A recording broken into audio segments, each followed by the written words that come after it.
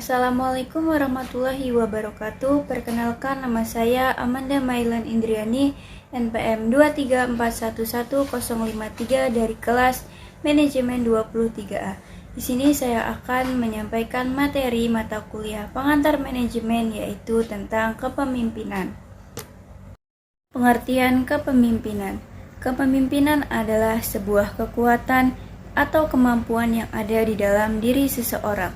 Sikap kepemimpinan tersebut digunakan ketika memimpin. Salah satu pengaruh yang ditimbulkan dari sikap kepemimpinan tersebut adalah dapat mempengaruhi seseorang. Pengaruh yang diberikan ini dimaksudkan di dalam sebuah pekerjaan atau organisasi. Hal itu dikarenakan umumnya sikap kepemimpinan dibutuhkan seseorang dalam memimpin sebuah pekerjaan atau organisasi. Tujuan kepemimpinan. Tujuan dari sikap kepemimpinan tersebut adalah untuk mencapai sebuah target atau goal, baik di bidang pekerjaan atau sebuah organisasi. Selalu ada target yang ingin dicapai. Target-target yang sudah ditentukan tersebut dapat terlaksana karena adanya sikap kepemimpinan. Aspek penting kepemimpinan yang pertama yaitu seorang pemimpin harus melibatkan orang lain. Orang lain yang dimaksud di sini adalah sebagai pengikut, bawahan, atau anggota-anggota kelompok. Kesediaan dari anggota kelompok dalam menerima sebuah arahan dari pemimpin tentu akan membantu. Melalui hal tersebut akan membantu menegaskan status pemimpin. Selain itu, akan memungkinkan terjadinya sebuah proses kepemimpinan.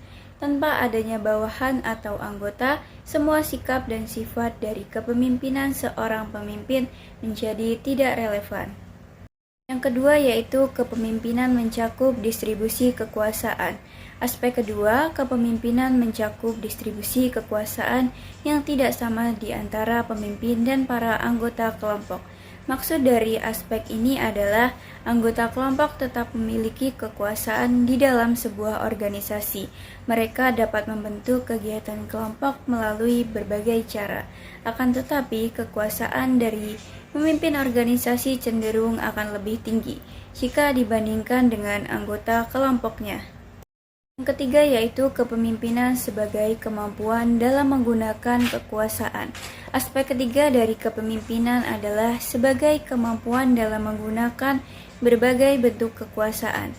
Kekuasaan yang dimiliki oleh seorang pemimpin umumnya akan digunakan dalam mempengaruhi perilaku anggota kelompoknya. Hal itu dilakukan melalui sejumlah cara. Pada dasarnya, para pemimpin akan mempengaruhi pada anggota kelompoknya supaya anggota kelompok dapat melakukan pengorbanan secara pribadi. Pengorbanan tersebut digunakan demi tujuan organisasi. Yaitu ada teori kepemimpinan. Yang pertama yaitu Greatman Theory. Greatman Theory yang dikenal sebagai teori orang hebat ini berkembang sejak abad ke-19. Teori ini membuat asumsi mengenai sifat kepemimpinan dan bakat kepemimpinan. Teori ini menyebutkan bahwa hal-hal tersebut dibawa seseorang sejak orang itu dilahirkan. Kedua yaitu teori gaya dan perilaku. Teori kepemimpinan berdasarkan gaya dan perilaku ini disebut sebagai kebalikan dari teori orang hebat atau Greatman Theory. Teori berdasarkan gaya dan perilaku ini menyatakan bahwa pemimpin yang hebat itu dibuat.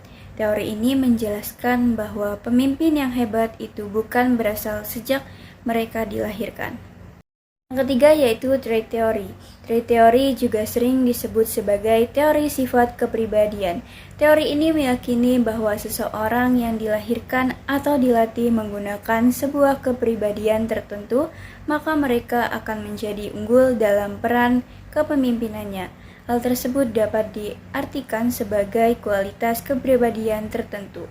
Contohnya seperti kecerdasan, keberanian, kecakapan, pengetahuan, imajinasi, daya tanggap, kreativitas, disiplin, masa tanggung jawab, dan nilai-nilai lainnya yang membuat seseorang dapat menjadi pemimpin yang baik.